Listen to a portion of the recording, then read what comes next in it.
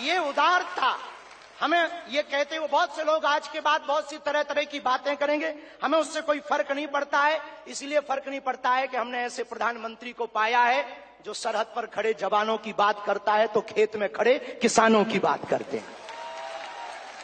हमने ऐसे प्रधानमंत्री को पाए हैं, हम सबने, जो संतों की भी चर्चा करते हैं, महंतों की भी चर्चा करते हैं, और ऐसे प्रधानमंत्री को हमने पाया है जिनका विजन और मिशन 2037 तक भारत को विकसित राष्ट्र के रूप में देखना चाहते हैं। आज एक नवाचार इस विकसित भारत में होने जा रहा। बुंदेलखंड की धरती से हमारे प्रियजनों, बागेश्वर धाम, पूरे भारत के लोगों, अभी तक अस्पतालों में मंदिर थे, अब मंदिर में अस्पताल होगा। और पूरे बुंदेलखंड के लिए ये सबसे बड़ा उपहार है, सबसे बड़ा वरदान है। आप जब से प्रधानमंत्री पद पर आसीन हुए श्री मोदी जी, तब से पाकिस्तान वाले भी कह रहे हैं कि हमें भी वापस मिला लो। ऐसी विकास की गति से भारत बढ़ रहा है, ऐसी गति से अपना देश चल रहा है। और एक बात बहुत हम विनम्रता पूर्वक आपको प्रार्थना करें, हमारे संत महात्मा विराजमान हैं, विदेशों से भी लोग यहाँ विराजमान हैं, एनआरआई सभी वर्गों के लोग हैं, यशस्वी माननीय मुख्यमंत्री जी हैं, हमारे क्षेत्रीय सांसद जी भी हैं। एक बात हम कह दें, विश्वामित्र का भारत विश्व मित्र की भूमिका निभा रहा है।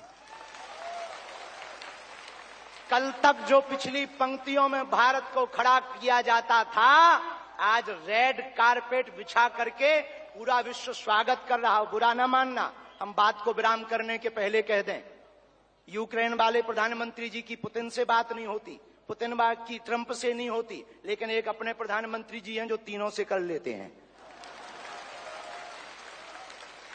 और अद्भुत ये देखना, ये विश्व मित्र भारत है हमारा, जो वर्तमान में विश्व मित्र की भूमिका निभा रहा। और अद्भुत देखना, गड़ा गांव बागेश्वर धाम सन्यासी बाबा की तपोभूमि पर आ गए तो भैया आपने, अपने माननीय प्रधानमंत्री जी ने अपने विजन और मिशन से चांद पर भी तिरंगा फहरा दिया। अब हम माननीय प्रधानमंत्री जी को कहें, आप जहां आए हैं, एक समय ऐसा था कि हमारे यहां विधायक भी 5 साल में एक बार आते थे।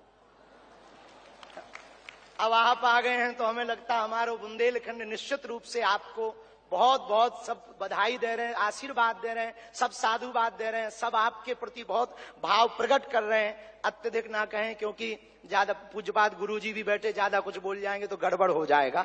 तालों से कृपा भी मिलेगी, दवा भी मिलेगी, ज्ञान भी होगा तो विज्ञान भी होगा।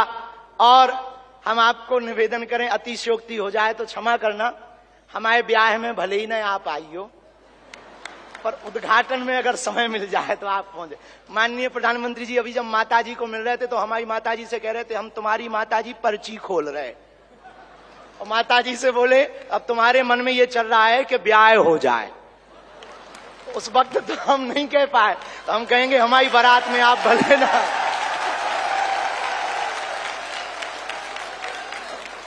और हमने जब माता जी के प्रति आपका भाव देखा, सॉल लाए माता जी के लिए, और हमें मिला संदेशा के 5 मिनट हम माता जी को मिले। हम माता जी का जैसे ही भाव माता जी के प्रति देखा, हमने वहीं बैठे बैठे प्रण लिया कि माननीय प्रधानमंत्री जी की माता जी के नाम से इस अस्पताल में एक वार्ड बनाया जाएगा।